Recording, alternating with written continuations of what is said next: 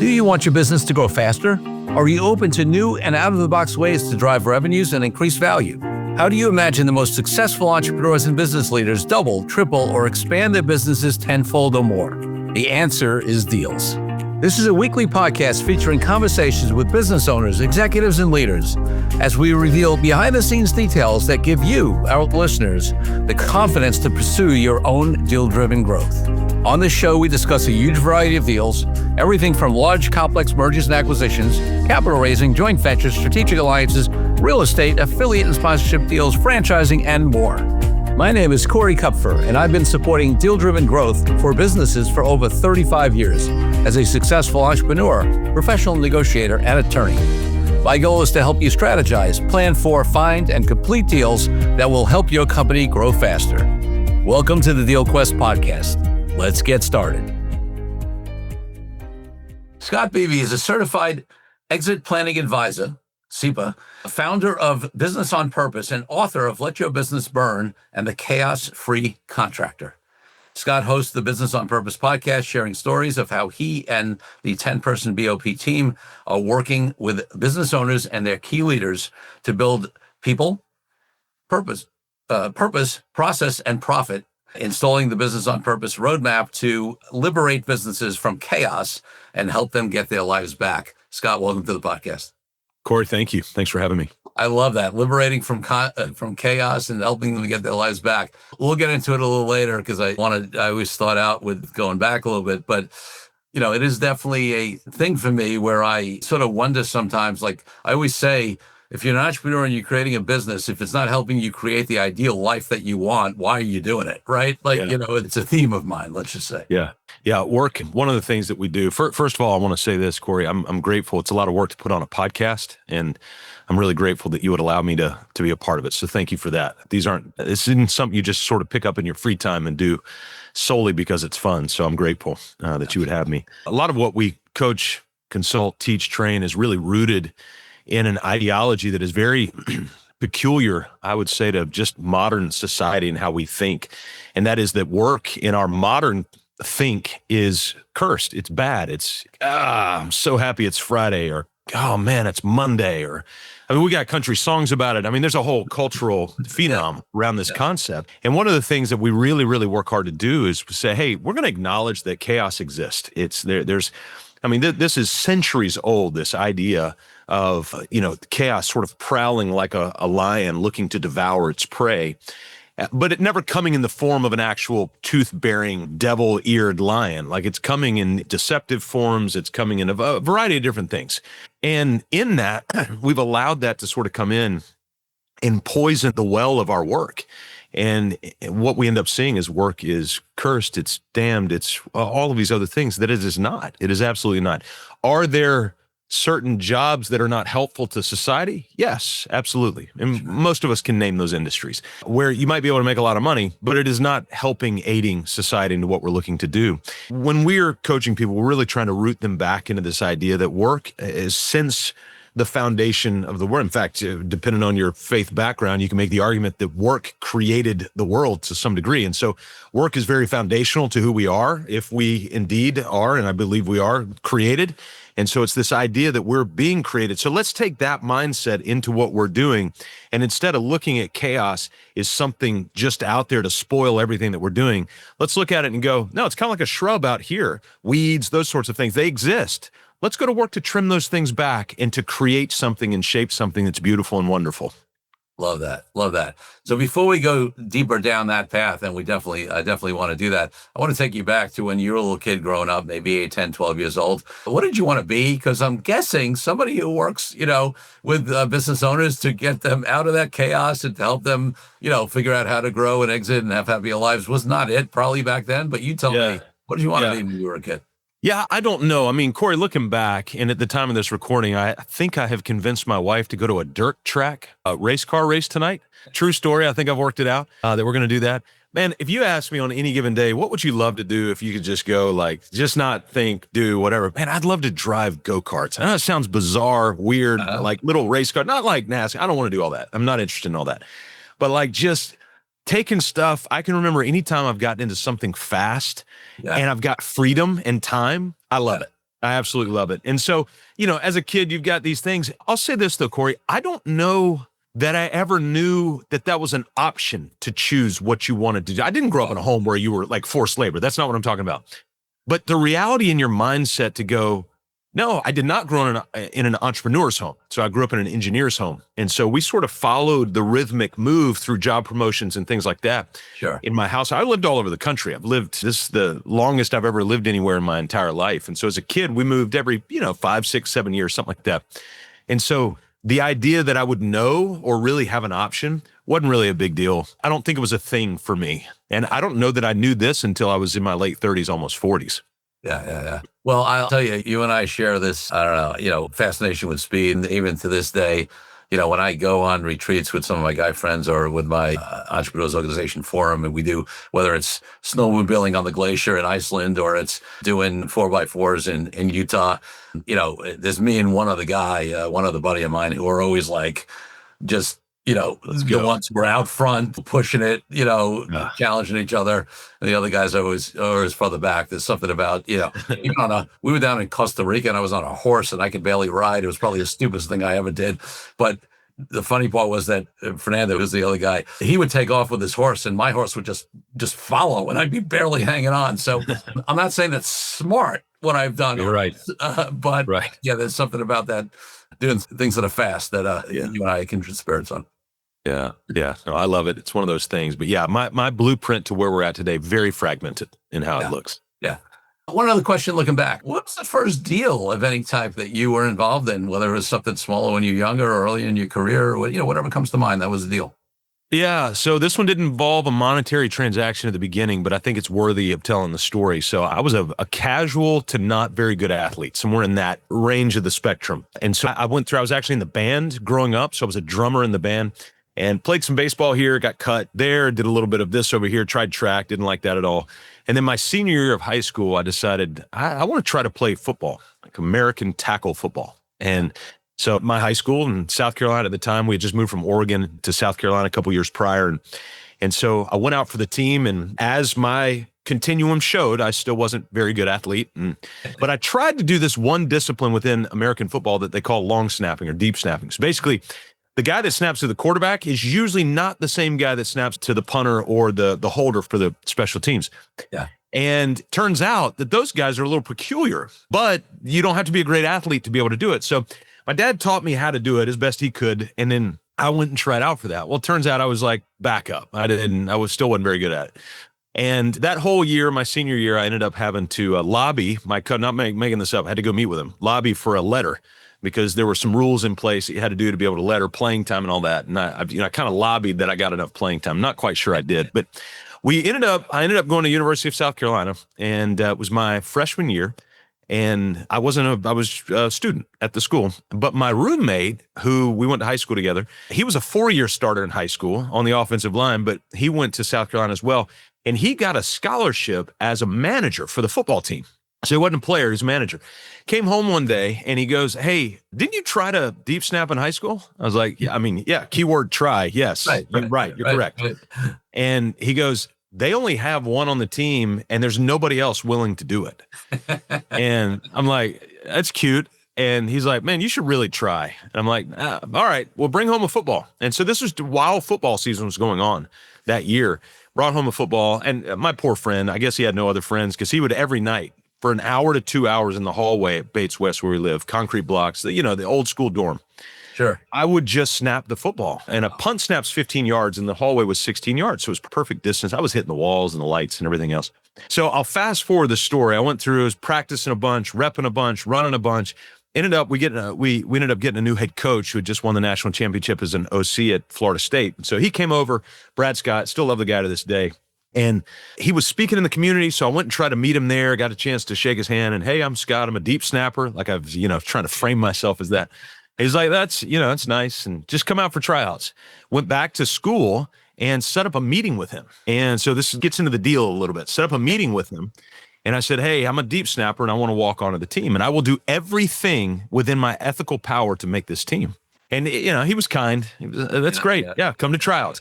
So I go to tryouts, Corey. I am, without a doubt, the slowest, weakest, least athletic person there. Like not it's, it's here, and then dips and then whatever. These guys have muscles and they can run and all of this stuff. And I'm a guy I'm 6'2", probably 195 pounds at the time, but physique and all that was not my strong suit. So I go out there, but Corey, I was the only one that knew how to throw a football upside down and backwards for 15 yards in less than 0.75 seconds. Nobody else could do it, nor wanted to do it. And so essentially what I like to say is my first deal was when I looked at the market being the football team, and I found a gap in the market, and I tried to fill the gap. And it's a gap that a lot of people could have filled, but it's kind of an unsexy gap. Nobody knows who the deep snapper is except for their rear end. Like that's what my mom would tell people. Hey, my son's on TV, but you only know him by his butt. And that's it. Like all you'll ever see. And so lo and behold, first season comes out. I mean, this is SEC Division I football. The SEC. First season comes, and about, I don't remember, it was 4th, 5th, 6th game in, we're playing at a small little college down in Baton Rouge, Louisiana. They got about 82,000 people at their stadium at LSU. And our first string snapper comes off, dislocated shoulder. I go in. It's the first time I ever really snapped a football in a live, meaningful football game. Like I'd done some practice, I'd done some, scrimmage, stuff like that, but not. And it was at LSU. Played 3 games that year. Sat out the whole next year because our first stringer was back, so I was back up the whole next year. And then ended up earning a scholarship 3rd and 4th year and being the starter for those 3rd and 4th year things. So It was the deal, but mainly it took a lot of grit. I get it. But there was also a lot of market research. And what I had to tell my sons, both are college athletes, one's a runner and one's a lacrosse kid. But what I had to tell them is that what happened then doesn't exist today. You would not, as a deep snapper, have that opportunity today at any school. Yeah. And so that was a moment in time that I was able to recognize as an 18-year-old and then niche that gap. So the real issue is not, hey, how can I be a deep snapper for a football team? That's not it. It's how can you find a gap for something that you think you would enjoy and try to fill the gap. Love that. I love that mentality around it. That's great.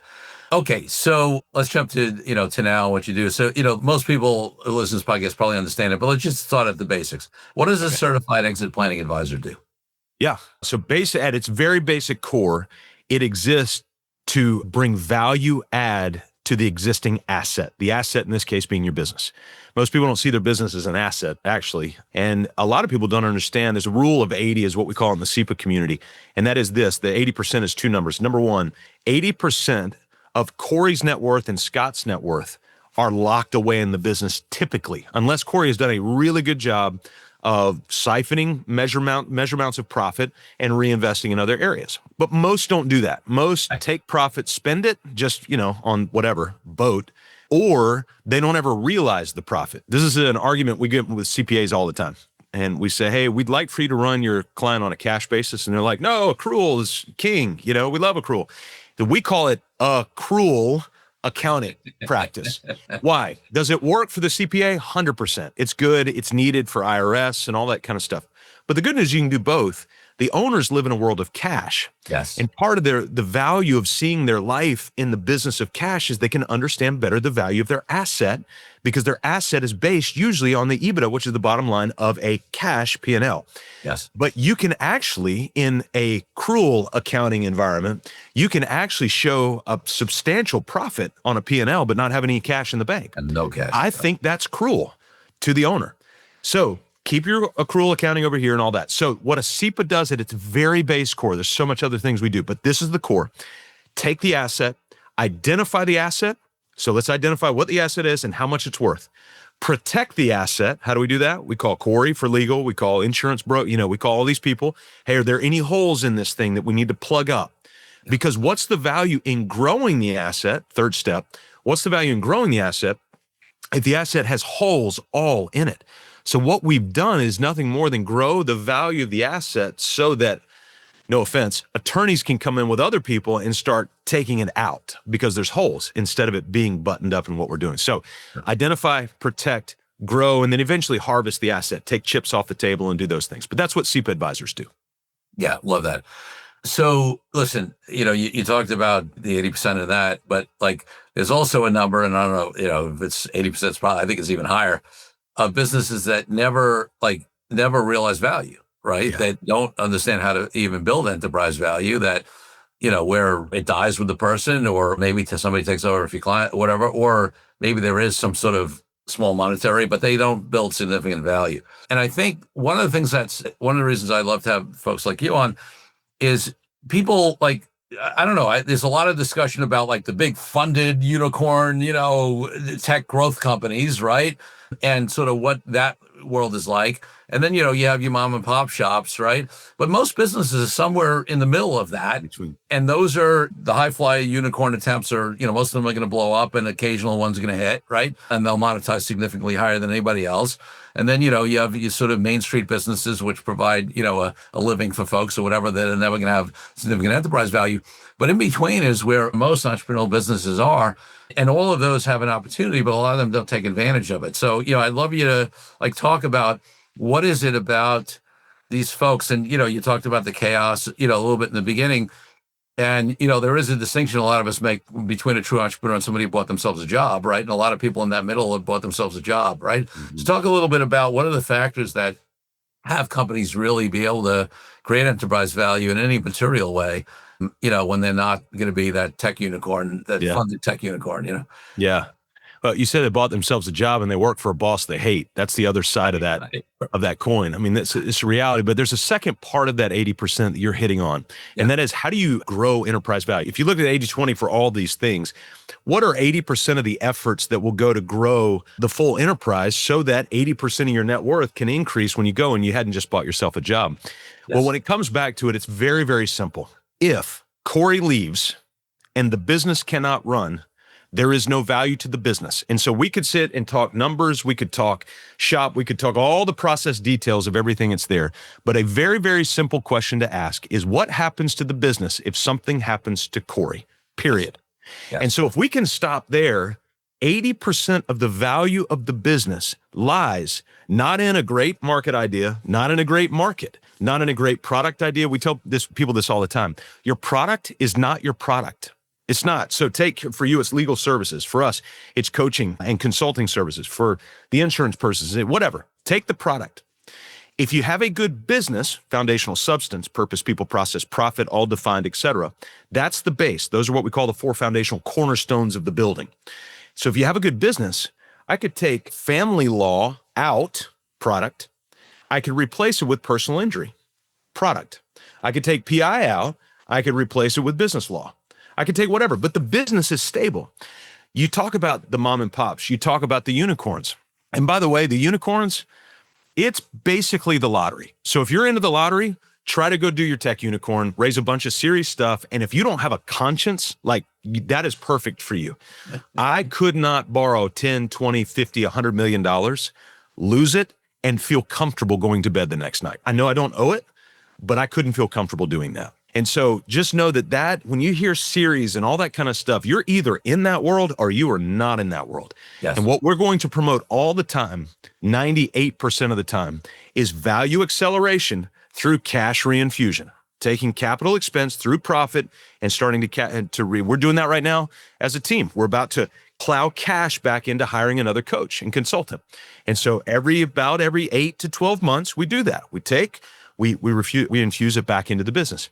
And so they've got this asset, but instead of seeing it as an asset, they see it as a paycheck. And so the moment you see it as a paycheck is the moment that you begin to degrade all the elements that it takes to turn this thing into an asset. So let me walk through, if we talk about purpose, people, process, and profit. Purpose, the purpose vertical of that business, vision story, mission statement, unique core values, and a cultural map. Well, Scott, that sounds like McKinsey speak. Like we'd pay somebody $100,000 to come in for a day and, sticky note on the walls and butcher paper and all that kind of stuff. That does happen. But the difference is we actually take those 4 things and embed them into the day-to-day of the business. So every 2 months in our business and most of our clients is they have vision day. What does that mean? They pull their vision story out. They read back through it like story time in kindergarten. And they go, hey, gang, this is where we're going. This is where we're going. And they just say it over and over and over again. Yeah. We call it the RPMs of great leadership: repetition, predictability, and meaning. But too many owners don't give repetition. What they give is chaos. That chaos leads to confusion, not predictability. And the confusion leads to a lack of intentionality, and you lose the meaning for what you're doing. And so people don't find meaning in their work because you never went to work on the business, the old Michael Gerber quote. And instead, you spend your entire day putting out fires all day long. And here's the catch. 90% of those fires, if you would just let them burn, they burn themselves out. But instead, you got to play superhero, and you got to let's be honest, you got to stroke your ego. And so you put on the cape, you see a little fire over there in the corner, and you go, psh, you go put it out, and you go, hey, everybody, don't worry about that fire over there. And everybody wants to tell you this, but they're afraid to. Hey, Corey, if you'd have just let that fire burn, it wouldn't have burned the building down. Yeah. But great job, Corey. Great job. And I think, just to hop in here, the thing they miss even more than that which is even, a bigger piece in my mind, is the opportunity cost of wasting time, energy, and focus on that fire that would have burned itself out compared to what you should be doing. I call it highest and best use, right?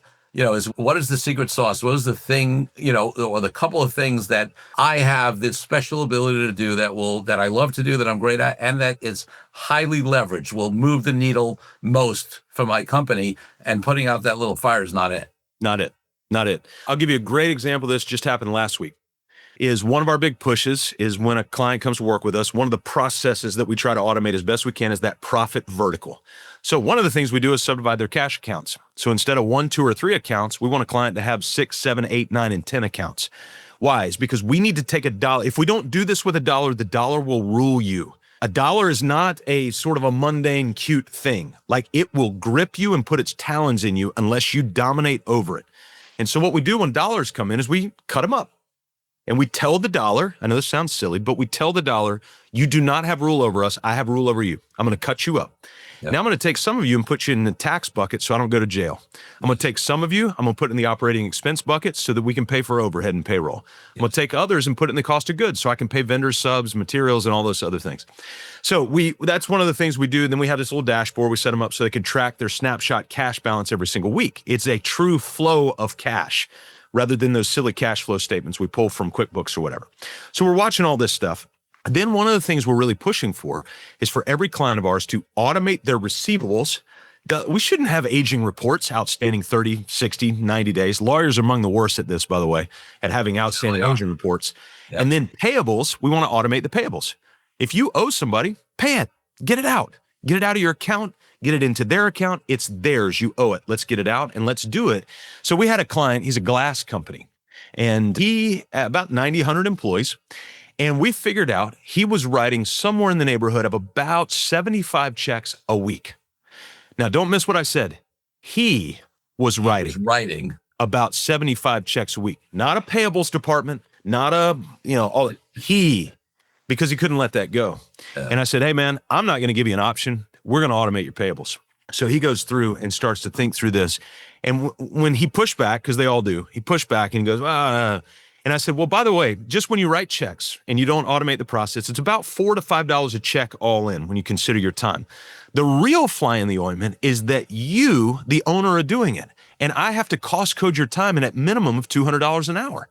Yeah. And so now if you're writing those checks and it's taking you, I said, how much time does it take you? And he goes, an hour a week. And I was like, how much time does it take you? And he walked back through and he was like, actually, it's about 3 hours a week. Okay. So now we're 3 hours a week at $200 an hour. So minimum, I think it's higher than that, but minimum $600 per hour per week. And let's just call it 50 weeks of the year. That is an insane amount of hard costs that come in, not to mention the paper checks, the print, the stamps, the envelope, the time. But here's the biggest thing that you're hitting on.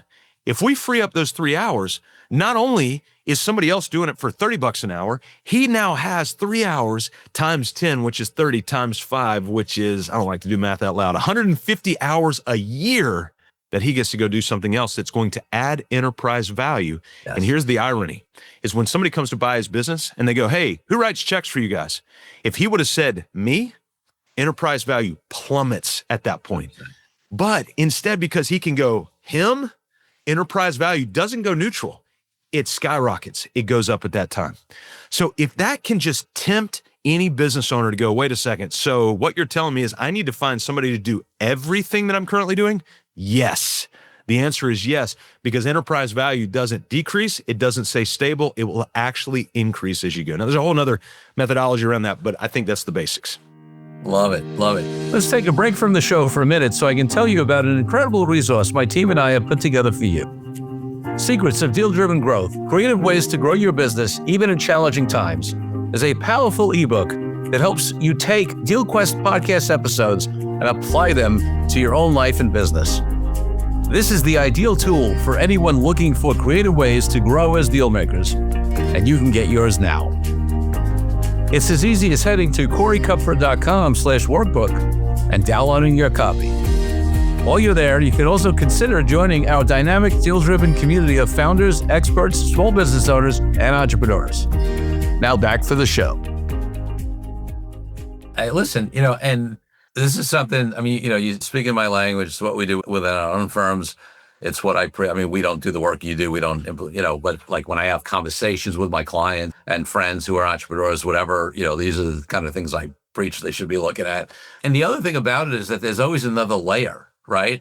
There's always another cut on it as the business grows. Like, where are we looking now at, my wife jokes that like I outsource everything in my life, including personally. I know I'm not going to work out with a trainer. I've got a trainer, right? I got somebody who comes and stretches me. I do it on the personal side, right? We have a chef. We have and then in the business, as well. And it all comes down to this thing where I'm like, wait a second, right? First of all, and listen, I'm a lower middle class kid from Brooklyn, right? So I'm not somebody who is naturally used to paying a lot of people to do stuff for me. And I had to go through, a journey, right, to be comfortable with that.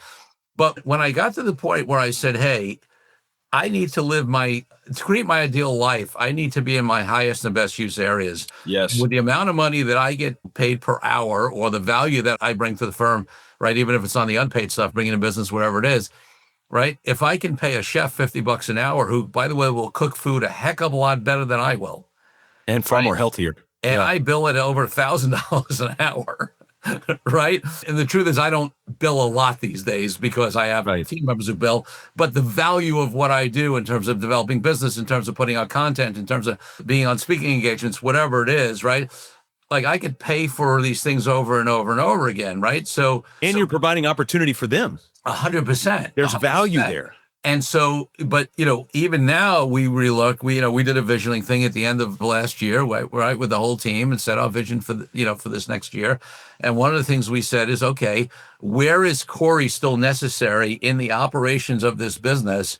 Okay, here's a couple of areas. What do we need to do? Okay, we need to do some knowledge transfer, because one of the reasons why Corey needs to handle these things is because Corey is the only one who has the level of expertise that's necessary for that. So we need to do knowledge transfer and bring up our other team members so that they can take that over.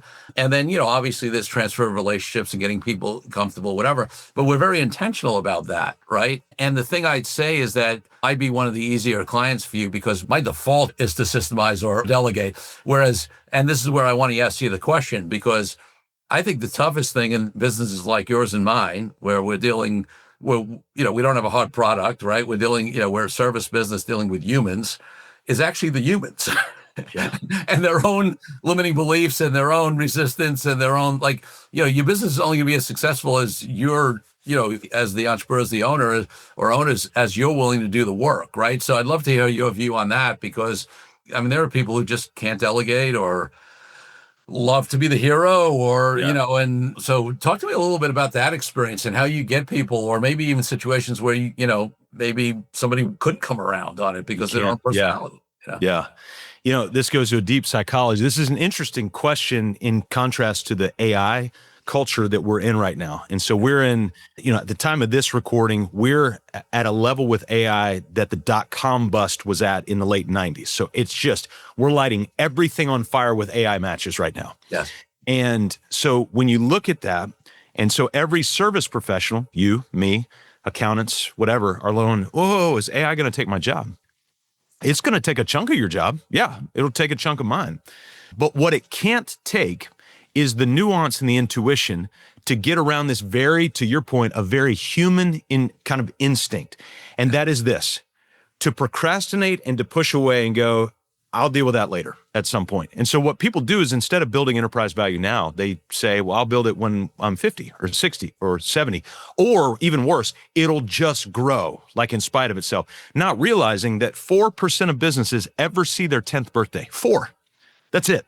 And so when you hit your 10th birthday, we just celebrated 10 this past year. We celebrated like you can't believe, Corey, because we understand the numbers and how it all works. But I want to go back, and I believe this is an age-old human psychology issue. And it goes to this idea, I think it was Thomas Edison who said, vision without implementation is hallucination. Yeah. And people have, twisted it in different ways since, but it's this idea that people will come to us and go, hey, aren't you worried that somebody's going to steal the operating system you built? And we're like, not really. I mean, I'd rather them not, but they're not going to do anything with it because it takes implementation. It takes work to be able to do those sorts of things. And so part of our value as consultants, as coaches, for you as an advisor is to be able to come in and go, hey, I can tell you what to do, but guess what? AI can do that too, 98% to the level I can. What AI cannot do and what other people can't do, and this is the narrow brilliance of the coach, consultant, advisor relationship, is to go, hey, you said you wanted this thing. In your world, it could be a subcontractor agreement, something like that. You wanted this subcontractor agreement. What it can't ask you is why. Why do you want that thing? And then we start to walk through all the little nuances and eddies and outposts and all the little nuances that are a part of that thing. And then once you've got that, now we can go, you don't need a subcontractor agreement. You need this thing over here that had nothing to do with what you thought you needed. And so Google, all these data things are really, really helpful if we know exactly what we need and we just did commodities. When we need commodities, it's always there. But the reality is human beings suffer from implementation disease. And we actually have named the disease. We call it LLVD. And it's the latest, loudest voice disease. That's what we call it. And we're the only doctors that can diagnose this, by the way, just so you know. But anyway, here's what I mean by it. Is I just recently outsourced my email, completely outsourced it to where I spend a max. It's a bad day if I spend 15 minutes on email in a day. Same here. And so you've done that too. And so I've got a team member that we only communicate by Slack around email. We talk in person, but by Slack around email. And I've delegated email off to where all she needs from me is, hey, here are 6 things that I can't answer without you. Tell me what to say and I'll go say it. And boom, boom, boom, boom, boom. And so we do that. It took me 10 years to get that person. Why? It's because I didn't implement. That's it. That's always been an option. There's no new technology hack that hit it. And so what ended up happening is I was responding. I suffered deeply from LLVD. The latest, loudest voice that came in, I would respond, oh yeah, and I'd go put the fire out. Why? It's because it made me feel good about myself. It did not help that person.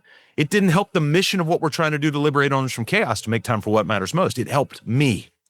And so if we can start to get people to understand that when you don't delegate, when you either abdicate or hang on to things yourself, when you don't properly delegate with repetition, predictability, and meaning, what you are doing is cutting your own knees out and you are harming other people. And so not until we get people to the point to go, I didn't realize I was hurting folks. Yeah, first in line is you. And so once we can get them to start to understand that, that's where we can begin to, because man, we can, Corey, all the time look at a bank account and try to come up with every feature and benefit on that thing and lay them all out and go, don't you understand? Don't you understand? But at some point, it's got to get emotional. What was it Jesus only taught in parables? Why? It's because there was emotion. It wasn't fact and logic. He wasn't going to get anybody that way. He talked to him in emotion. And at the emotional moment where he got stumped by logic, he responded with emotion and it shut down the conversation at that point. And so we've got to be able to go into relational conversations, being a world-class lawyer or a world-class insurance advisor or a coach. But once we show our world-classness, now we've bought the relationship to where we can get back to the emotion. Yeah. Love that. What are some of the other biggest issues that you find in, or differences between the folks that really do create enterprise value and the ones that don't? Well, I have to go back that they're willing to spend the majority of their time building the repetitive process, training the process, and building culture into their business. That's a whole nother issue, Corey, is this idea of culture, because we think, you show up to a business, Google, and you go, wow, they got ping pong tables and beanbag chairs, and they got soda fountains, and, they bring lunch in every day and dinner. And well, why do they do that? It's so that they can keep their people on campus and work them 10 to 12 to 14 hours a day. Right. That sound like a culture you want to be a part of? They're like, well, they have beanbag chairs. Okay, man, go do your thing. Culture is a direct result of the ingredients that we plant. Culture is a biology term. It's not a business term. Culture is trimming shrubs, shaping landscapes. That's what we're doing. And so if you're not actively shaping the landscape of your business with weekly, 1-hour agenda-driven leader-led team meetings, with departmental meetings that are repetitive, predictable, and meaningful, and you're just throwing stuff every day, and every day you wake up and you start from zero, that is not building enterprise value, and it keeps you from that. But the owner and the leaders who commit themselves to show up every day with repetition, predictability, and meaning, they will start to build enterprise value over time. Love it. So that raises something for me, because you talked about these predictable meetings, and in the last several years there's been a pushback against meetings, right? There's a lot of people are talking about it. There's posts on social media about it, people giving speeches about it. So talk to me about your view on meetings and what makes a good meeting. Because listen, the easy answer, of course, is nobody says there should be zero meetings, and everybody would acknowledge at some point there's too many meetings, and there's a concept of good meetings and bad meetings. So it's not like you have an it's pro meeting, anti meeting. It's too simple, right? But there is this movement, right? I'm sure you've seen it, where like there's this anti meeting sentiment that's really come up recently. Talk to me about your view on that. I'm going to take a risk. This is the first time I've given this metaphor, so you might have to delete this. We'll see how it goes. But imagine you've got just a bad parent. Crappy parent. They're really bad at parenting. They shouldn't have been a parent in the first place. And their kid grows up, and lo and behold, their kid's a bad kid. Yeah. Like, shocker, right? And we're so shocked by that. Well, then the parent is speaking one day to a group of parents and declares, my kid's bad, your kid's bad, right. No more kids. Right. Like, no more kids. And you're like, well, hold on. You suck as a parent. Right. And so it's very similar with meetings to me. I think it was Cameron Herold who wrote the book Meetings Suck a few years back. It's a really good book, really, really great book. Yeah. And he does not advocate no meetings. Nobody in their right mind would advocate no meetings. Now, what they'll do is they'll give some cool, hip, tech bro kind of thing of hey, we do meeting stacks. And she's like, no. My wife and I have been married 27 years. And last night, so this is on the day of this recording, last night, literally, we had our quarterly overnight. She and I went to a little hotel about 15 minutes from here, right in our town here, just to go out, sit down, get away physically, remove ourselves from the day-to-day, go sit down, hang out by the pool, go have dinner together, and just talk. But in fact, I brought this little notebook with me, and we just sat and talked and wrote and thought and dreamed. We planned through about 7 months from now. And we do that every quarter and just sit down and do that. That's called intentionality. Yes. So we have this thing, somebody taught us one time, dialogue daily, date weekly. So we try to go on a weekly date, even when we had kids, by the way, not just, we still have kids, they're just older. Yeah. And then dialogue daily, date weekly, depart quarterly. That was us last night. And then dream annually. And so once a year during our quarterly, at the end of the year, we do a big annual dream is what we come. We do financial dashboards, financial dreams, all this stuff. Yeah. Corey, I'm not the best dad. I'm not the best husband, but I am intentional. And if I can be intentional about that, I got a better shot that my family is going to be a culture that each family member wants to be a part of. Yeah. And so my son's day off, one of my son's day off for camp is today, and he wants to come have dinner with us. One of my other son's day off is tomorrow, and he wants to come have dinner with us. Does that mean we're perfect parents? No. What it means is they at least want to come have dinner with us. Why? It's because we've tried to be very intentional. It doesn't mean we're great, and it doesn't even mean it's worked. So give us another 40, 50 years, and we'll tell you if this thing's worked. But the reality is there's intentionality. This is what happens in meetings, is we show up in meetings and we go, hey, Corey, where are we at on sales? And you're like, well, and all you tell us is the good stuff because you're not going to tell us the bad stuff. Right. And then we go down to the operations and we go, hey, any issues with the 3121 Maple Street? And like, do we have issues? And now what we do is we spend 3 hours on the issue at this one project with everybody in the room, 75% of which have nothing to do with it. Right. And so the problem is we don't know how to do meetings. That's right. And so we have what we call the Big Five feedback loop. And we can go into detail on this in another podcast, but every business, whether you're selling ice cream, legal services, mountain bikes, I don't care what you're selling, every business needs to have these 5 foundational communication touch points. So take the meeting out for just a second. Number 1 is an all-team meeting. Every business needs one. I've seen businesses like Chick-fil-A with thousands and thousands of people, Monday morning, Peachtree City, every single Monday. They have an all-team meeting for everybody who can come.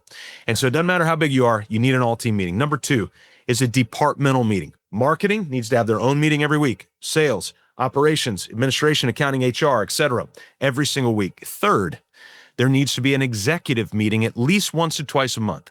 That's the owner and whoever is the key influencers in the business. There probably shouldn't be more than 3, 4, or 5.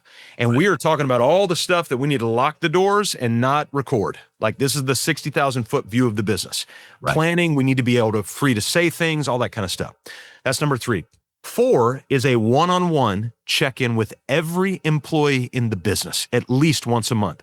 This has been very well researched, by the way, in a book called Executive Manager. I think it's not the Peter Drucker version. It's a group of authors who wrote it. And they studied the one-on-one check-in, and they actually had to end the study early, like a pharmaceutical study, because the people that weren't being mandated check-ins were being passed over for promotions. And so it was unethical to continue the study. Wow. And then the final thing is a once annual, you could do it twice, but a once annual sit down performance review where 50% of the performance is evaluated from the leader to the direct report, but then the direct report evaluates themselves on the other side. And that needs to happen at least once a year. And we try to recommend not to incorporate compensation into that, try to keep that in a separate meeting so that doesn't trigger. And so if we can have those, they're repetitive, predictable, and meaningful. Then we start to have meetings, and none of those meetings should exceed 1 hour, not one of them. The executive meeting, none of them should exceed 1 hour. If you can't get it done in an hour, you're doing it wrong. But you need to be doing it, just increase the frequency if you need more time. Love it. Love it. And listen, I love, it's funny when you said, I'm going to listen back on the recording. It was the daily dialogue, the weekly, day, the quarterly. So it's dialogue daily, date weekly, depart quarterly, dream annually. We got that from, so I don't know where we got it. We got it from somewhere. Love that. Yeah. And my wife and I do that. We didn't have that language around it, but we do exactly that. And it's, in fact, I will, a little off topic, but I will throw out a little tip on the weekly date night thing that has been huge for us, that just because other couples always, like, in fact, we were out on Wednesday night, went to a concert with some friends we hadn't seen in a while. And he said to me, "Oh my God, you guys still doing what you do on the day?" I said, "Yeah." He said, "Oh my God, like, I'm so glad you told us that like a decade ago. We've been doing." And the key thing is this: we alternate, my wife and I, like we do a date night every week when we're both in town. We alternate who's the boss. Ah, that's good. I like that. And I'll tell you why that makes a big, because you don't end up with what do you feel like doing? I don't feel like doing that. And you also get ownership, right? Mm-hmm. It's like in a business where, if you don't have one person who's ultimately accountable, nobody owns it, right? So 1 week I'm the boss, the other week she's the boss. And being the boss also, and we joke, we say I'm the boss of you, whatever. But what it means is I'm accountable. So it also gives me more ownership to want to plan a great date night for my wife. Now, the corollary key point on this is that when you're not the boss, you have to go along happily with what the other person brings. That's like dirt tracks, like dirt track racing. Yeah, exactly. But remember, the other boss is going to be the boss next week. So if you don't do something that they like or whatever, they have a revenge ability. Yeah. The reason and I half joke, but I will tell you, I can't tell you how many couples have adopted that.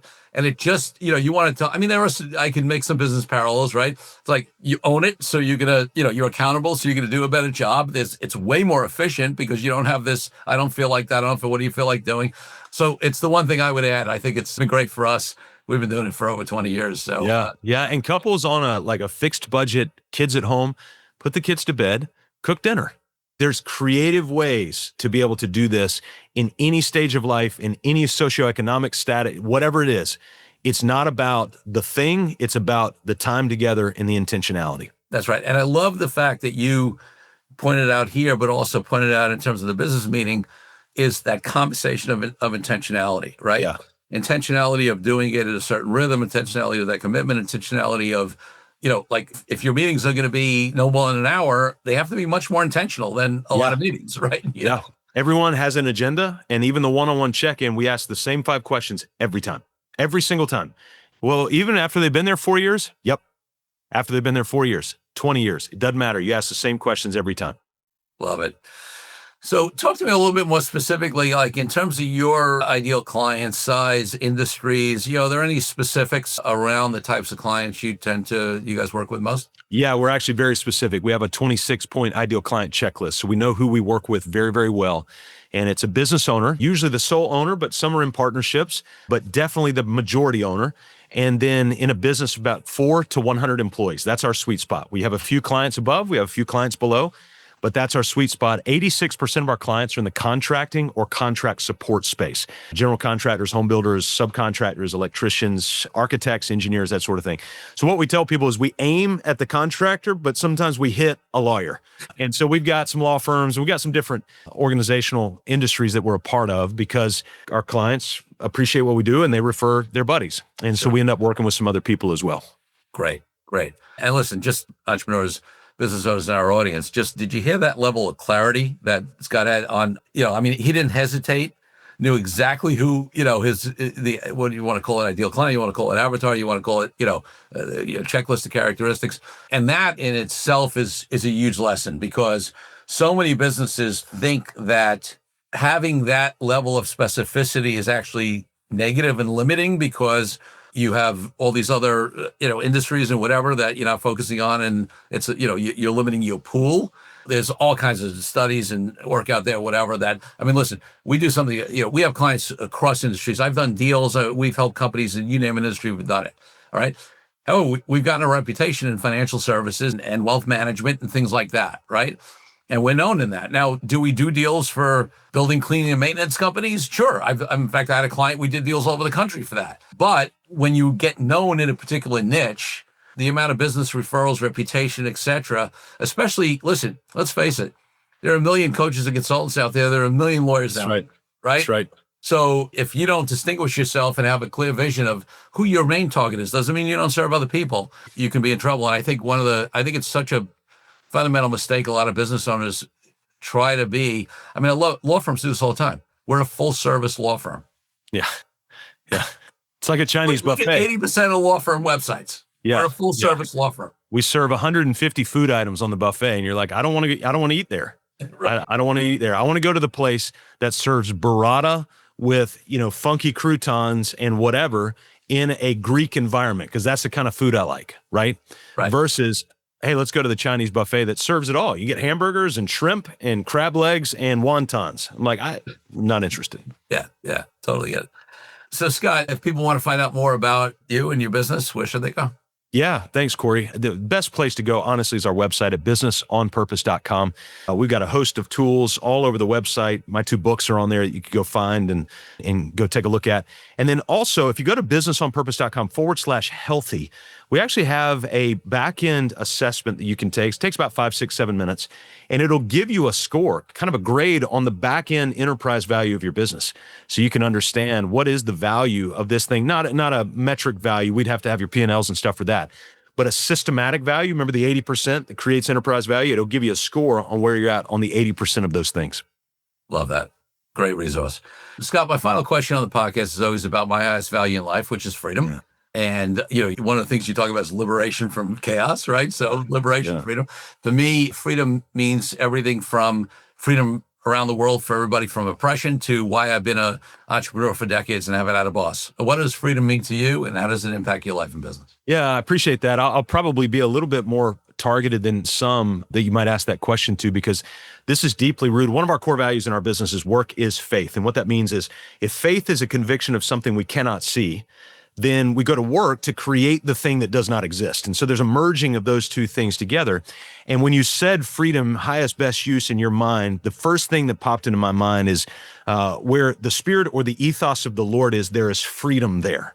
And so for us, bringing in this idea of our creator and the realm that he has created for us to be able to shape. So it's almost like somebody's gone, hey, I built some land for you. Why don't you go landscape it? Now, here's a bunch of stuff that you can use. It's all raw. Now you take it and go do something great with it.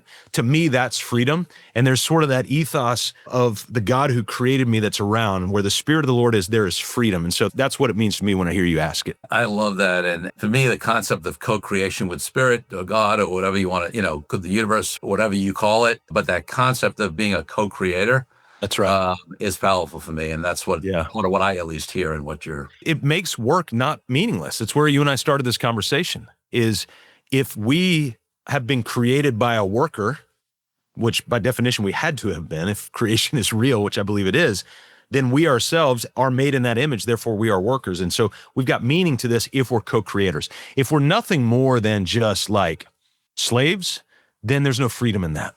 But co-creators, that's a completely different concept. Love it. Scott Beebe, thanks for being such a great guest on the DealQuest podcast. Yeah, Corey, thank you. Thank you for joining me on this episode of DealQuest, where we help you understand how deal-driven growth can be your ticket to freedom. If you are interested in finding out more about my law firm, the services we provide to entrepreneurial and growing companies across industries all over the country, and my partner Brian Megan and I, and my amazing team, just head over to kupferlaw.com. That's kupferlaw.com. And if you want to follow more of my content, head over to my LinkedIn page where I post regularly. I'm Corey Kupfer. Until next week, wishing you the freedom and financial prosperity that I know your DealQuest will bring.